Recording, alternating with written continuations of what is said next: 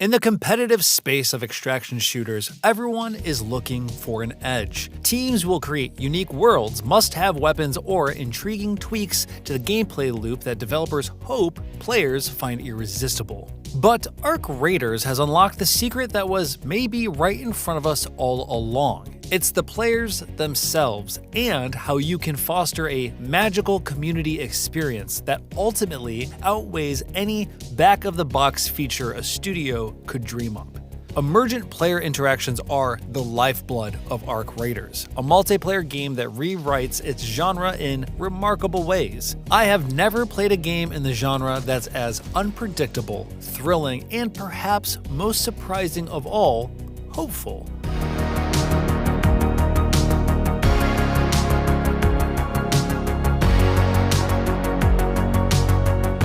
In Arc Raiders, the world as we know it has ended, with climate catastrophe and AI overlords combining the 1-2 punch that sends humanity living subterraneously in a civilization called Speranza. In order to better their lives and those of their community members, some citizens choose to become Raiders, the daring few who return topside to scavenge for precious resources like weapons, medicines, and relics of the old world. The gameplay loop of Arc Raiders is one built on the risk-reward element every extraction shooter focuses on. Played in third person, players will suit up from a safe space with weapons and items of their choosing, drop into a PvPvE landscape, seek out quests, resources, and challenges, and then get home safely or die trying. The enemy robots kill on sight, while the other players won't always be so merciful. When players die mid-round, they lose everything in their inventory, perhaps even to another player picking through their pockets post-mortem. It's this worst-case scenario that has always made the genre so tense and enjoyable, but Arc Raiders takes it to amazing new heights thanks to a community that has, at least so far, mostly opted into the fantasy of its fiction. Arc, the system of robot enemies that has claimed Earth from humanity, is everywhere, and each of the many types of Arc machines you'll come across is impressively smart. Snitch drones will give up your location to a pack of wasps that immediately come screeching down to Earth, ready to kill you. Duck inside and they'll peer in via different windows and angles, often finding the exact approach they need to shoot you behind your makeshift cover. Bigger machines like the Rocketeer drone, the Simon Stolenhog-esque Leaper, and the AT-AT-like Bastion are so formidable that no single raider should take them on alone. Their mere image is intimidating, and their actual arsenal is much worse. Every firefight feels exciting. There are no simple rote encounters where I easily dispatch a few robots. They always demand thoughtful planning and skillful execution. One without the other isn't enough. In Arc Raiders, death is easy for anyone who doesn't choose stealth and guerrilla tactics. This meshes perfectly with the game's story. You are outgunned and outnumbered, but the Arc threat can't account for your spirit of perseverance. I think it's for this reason that people have largely been helpful in my dozens of hours. The world is unkind, but its people largely aren't. Yes, you'll encounter some ne'er-do-wells on your travels. Play long enough, and you'll be betrayed, ambushed, and robbed right down to the last metal scrap in your pocket. But much more often, you'll find people banding together, helping each other out, and taking the fight to the true enemy. I've never seen an extraction shooter where players come together like they do in Arc Raiders. In my 39 hours and many matches, I've only been killed by another player a few times, and I've killed none. Though the threat of deception and ruthlessness is always present, I've chosen to trust my fellow Raiders, and it's almost always paid off. There are few thrills as memorable as when a game's entire Raider population joins forces and takes down an Arc Queen. The game's optional proximity chat goes a long way toward creating this culture. Oh my god, it's a fort! Oh shit. What the hell? What's up, guys?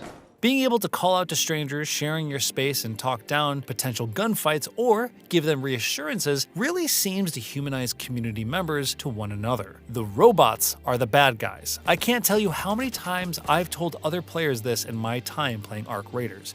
Usually, they agree. The game's quests and open world help further establish this communal aspect. When quests often give you only some basic information regarding where you need to go to complete them, you end up relying on other players for guidance. Many times in my travels, I've helped or been helped by other raiders because we were seeking out a particular resource or the place where we need to complete a quest. It gives the game's 4 maps a strong, irresistible sense of lived-in space. You'll come to know places like the buried city like the back of your hand, so when someone with good intentions asks for help, you can point them in the right direction, or perhaps even team up on the fly and work together until everyone gets home safely. Once I came upon a roof I needed to patch, and another player was doing the same quest. We swapped stories and supplies, then wished each other luck and went about our way. What was stopping us from killing each other to ransack the other's backpack? In things like Escape from Tarkov, Hunt Showdown, or Vigor, 3 other extraction shooters I enjoy, I'm incentivized either by the game's scarcity system or culture, or both, to do exactly that. Gun him down and take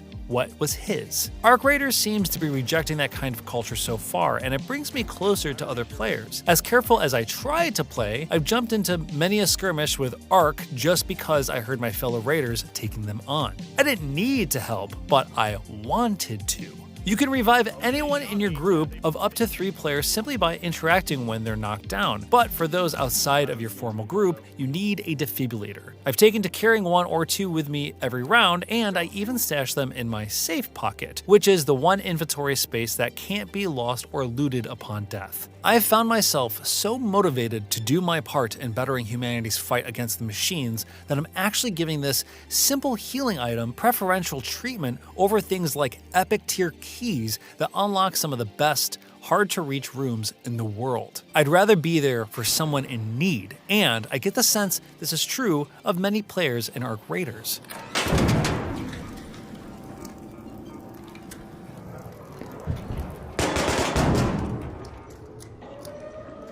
I think you're good now. All of this is presented in a setting that feels something like an exciting space western. Each of the game's 4 open-world maps at launch offers a different vibe and color palette. There's the swampy dam battlegrounds, the sand-drowned buried city, the desert expanse of Spaceport, and the lush, rolling green hills of the Blue Zone. Each map feels richly decorated in history, with the world telling a collective story of humanity's brief, temporary victory against Ark some years ago. Now, the machines are back, and exploring a world ravaged by 2 wars with machines like this one brings layers to the environmental storytelling. I was recently doing a quest that taught me about husks, a gargantuan machine type that no longer exists, but was more formidable than all the others combined. I wondered, maybe feared, that these would rise again in Arc Raiders one day. But I also grew hopeful at what kind of community building taking down one of these behemoths would necessarily demand. If husks do come back, I bet we'll be ready to face them together. Everybody in? Here we go. Next stop, Speranza. Arc Raiders is an excellent third-person shooter. The intensely smart enemies provide a consistent challenge, and careful movement patterns between things like a busted plane fuselage and a makeshift shack are key, like a guerrilla fighter attacking, then darting back into the jungle, be it concrete or natural. When things do pop off, the game's many guns feel distinctly different and lend themselves to careful inventory management. Some guns are better for robots, piercing their armor more effectively, while others are powerful against humans, but less helpful against the Arc threat. This makes it so that each player and team always thinks about what to bring into a round. You'll never know exactly what you'll face in a mission, but your best guess is as reliable a starting point as any. Reloading often takes precious time, meaning shots have to be precise. On Arc enemies, some soft auto-aim lends you a hand, but it also demands you fine-tune it when, say, an Arc drone is strafing quickly side to side. Gunplay is collectively as much mental as it is physical as a result. For the spheroid explosive and incendiary bots, fireballs and pops, respectively, you have 2 choices. Nail your first shot or run like hell. Luckily, gunplay is polished and reliable, so you'll always feel like it's your own costly mistake when one sneaks up on you and you panic fire into the ground behind them.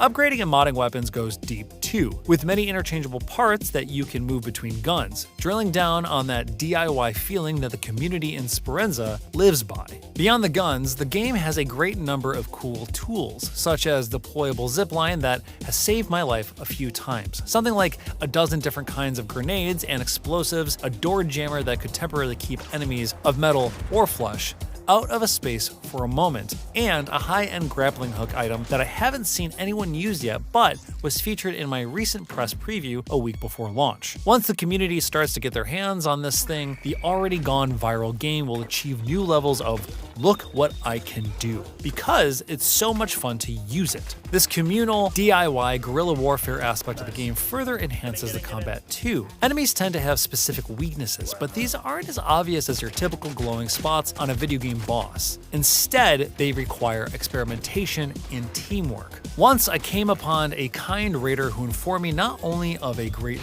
loot stash nearby, but also taught me how to effectively take down a leaper by disabling it with a shot grenade, then tossing a Molotov-like bomb into a port that temporarily opens while it's immobilized. Come upon someone who doesn't mean you harm in Arc Raiders, and you'll often leave with more than your life spared and some positive feelings. You guys know where I can find rusted fucking gears? I can't find any of these fucking cars. While these unscripted moments are the best part of Arc Raiders, the game's supreme audio design isn't far behind. Brought to life in part by former Battlefield developers, it's no wonder that Arc Raiders' audio got to be so good. Each round tells a story that you could understand even with your eyes closed.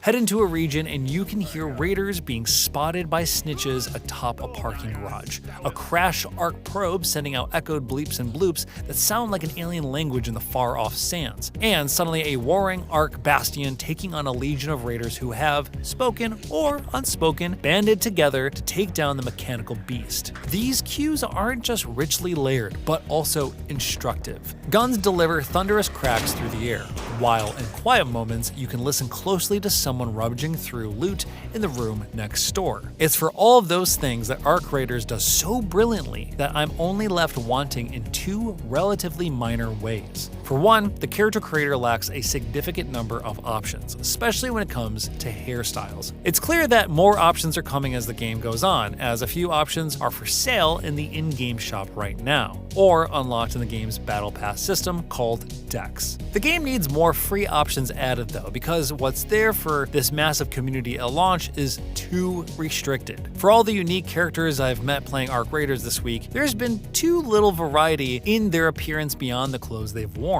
Somewhat similar to this point is the hub of Speranza. There's no MMO-like hub here where players can interact with each other off missions or explore Speranza and talk to other characters. I find this structure dampens the richness of Speranza and keeps the hub from forming the same kind of memorable experiences that the rest of the game does so well.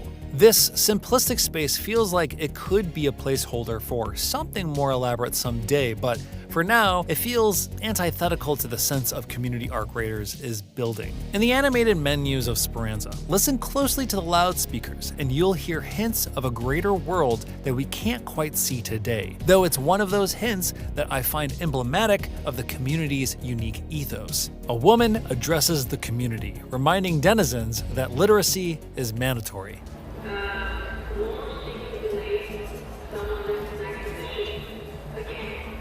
I gave it pause when I first heard that. Rarely have I seen a post-apocalyptic setting with such a hopeful spirit. Here's a community that saw its world to an effective end, but it's still fighting to get it back. The people of Speranza aren't living in a dystopia under a brutal dictator. They haven't lost their humanity. They are clinging to it. It's the one thing that art can't take from them. To see the game's community come together and, without prompting, continue in this tradition is a fascinating case of game design meeting world design by way of emergent player-driven outcomes. We can all kill each other in Arc Raiders. The fact that most of us are choosing instead to lend a helping hand, if not a sign that humanity will be alright in the real world, at the very least makes for one of the best multiplayer games I have ever played.